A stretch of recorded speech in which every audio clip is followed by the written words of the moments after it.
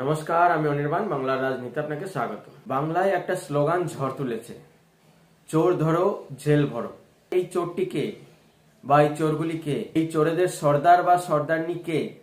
চোর ধরো জেল ভরোর কথা আসছে, তখনই মাথায় অটোমেটিক তৃণমূল নেতাদের চুরির কথাই সামনে চলে আসে। তৃণমূলের স্থানীয় নেতৃত্ব থেকে একদম কালীঘাট পর্যন্ত, একদম নবান্ন পর্যন্ত প্রত্যেকটি নেতাই জায়গায় জায়গায় জায়গায় জায়গায় তার নিজের মতো নিজের হিসেবে দুর্নীতি করে গেছে এবং মমতা ব্যানার্জি এই দুর্নীতিবাজদের সপক্ষে থেকেছেন এবং তার কাটমানি খেয়ে গেছেন। যে চুরি করবে তার 25% আর মমতা ব্যানার্জি পাবেন 75%। দোলা সেন তো সেই হিসাবটাই দিয়েছিলেন যে চুরি করো ক্ষতি নেই, 25% নিজের কাছে রাখো, 75% দিদির কাছে পাঠিয়ে দাও। অর্থাৎ রাজ্যে গত 13 বছরে যত চুরি হয়েছে, যে স্তরেই চুরি হয়েছে, যেখানেই চুরি হয়েছে, সমস্ত চুরির কাটমানি কিন্তু মমতা ব্যানার্জি পর্যন্ত পৌঁছেছে। এবং তৃণমূল স্তর থেকে নবান্ন পর্যন্ত, কালীঘাট পর্যন্ত সমস্ত স্তরে যেখানে যেখানে যেখানে যেখানে পয়সার ব্যাপার আসছে সেখানেই চুরি হয়েছে। কয়লায় চুরি হয়েছে, বালিতে চুরি হয়েছে, রাস্তায় যে লরি চলছে তাতেও ভাইপো ট্যাক্স দিতে হয়েছে, রেশনে দুর্নীতি হয়েছে, শিক্ষায় দুর্নীতি হয়েছে, স্বাস্থ্যতে দুর্নীতি হয়েছে। তারপরে গরিবের নগদ টাকা চিটফান্ডের মাধ্যমে তুলে নিয়ে গরিবকে আর ফেরত দেওয়া হয়নি, সেখানে দুর্নীতি হয়েছে। এই 13 বছরের প্রত্যেকটি দিন গিনতে যা সময় লাগবে, তার থেকে দুর্নীতি গিনতে তার থেকে বেশি সময় লাগবে।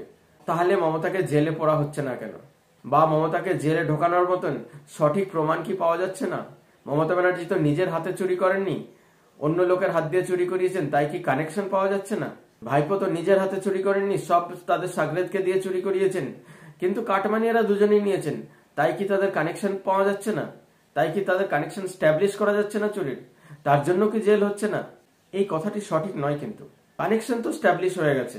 দিল্লিতে অরবিন্দ কেজরিওয়াল লিকার ঘোটালায় নিজের হাতে কিছু চুরি করেনি, নিজে একটাও সই করেনি, তার জেল হতে পারে, মমতা ব্যানার্জির কেন জেল হবে না? ভাইপোর সঙ্গে কানেকশন স্ট্যাবলিশ হয়েছে, মমতা ব্যানার্জির সঙ্গেও কানেকশন পাওয়া গেছে, তবু তার জেল হচ্ছে না কেন? তাকে জেলে ঢুকতে হচ্ছে না কেন? এর কারণটা কিন্তু খুঁজে পাওয়া গেছে। এর কারণটা পরিষ্কার। মমতা ব্যানার্জি একটা সময় একটি জননেত্রী ছিলেন, যার এক ডাকে সারা বাংলা সাড়া দিত। বিজেপি কিন্তু সেই জননেত্রীকে ভয় পাচ্ছে, বিজেপি কিন্তু সেই জননেত্রীর ডাককে ভয় পাচ্ছে।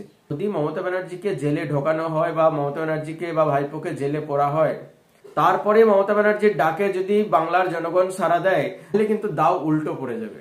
তাহলে বিজেপি এতদিন ধরে যে জনসমর্থন তৈরি করেছিল, সেই জনসমর্থন হঠাৎ করে হারাবে। বিজেপি যে ক্ষমতায় আসার দোরগোড়ায় এসে পৌঁছেছে, সেখান থেকে কিন্তু তাদের অনেকটা পিছিয়ে আসতে হবে। তাই মমতাকে এখনো কিন্তু রাহাত দিয়ে রেখেছে কেন্দ্রীয় এজেন্সিরা। তাই মমতা কিন্তু এখনো জেলের বাইরে। কারণ মমতা ব্যানার্জি একবার জেলে গেলেই প্রথম কথাটি যেটি বলবেন যে আমি বাংলার জনতাকে, বাংলার মায়েদের বোনেদের 1000 টাকা 1200 টাকা করে যে দিচ্ছি, বিজেপির সহ্য হচ্ছে না, তাদের হিংসা হচ্ছে, তারা জনবিরোধী। এই মিথ্যা কথাগুলো বলে সাধারণ মানুষের ব্রেন ওয়াশ করে মমতা ব্যানার্জি কিন্তু সহানুভূতি ভোট গ্যাদার করার চেষ্টা করবেন। মমতা ব্যানার্জির জন্য বাংলার মানুষের এই সহানুভূতি ভোট যাতে গ্যাদার না হয়, মমতা ব্যানার্জির জন্য বাংলার এই সহানুভূতি ভোট যাতে একট্ঠা না হয়, তার জন্য মমতা ব্যানার্জি কিন্তু আজকে এখনো জেলের বাইরে। মমতা ব্যানার্জির জেলের বাইরে থাকার অন্য কোনো কারণ নেই। কারণ বিজেপি চাইছে না তাদের যে জনসমর্থন ধীরে ধীরে ধীরে ধীরে করে তৈরি করেছেন, এই মমতা ব্যানার্জির মিথ্যে কথার কাছে তারা যাতে ফেসে না যায়।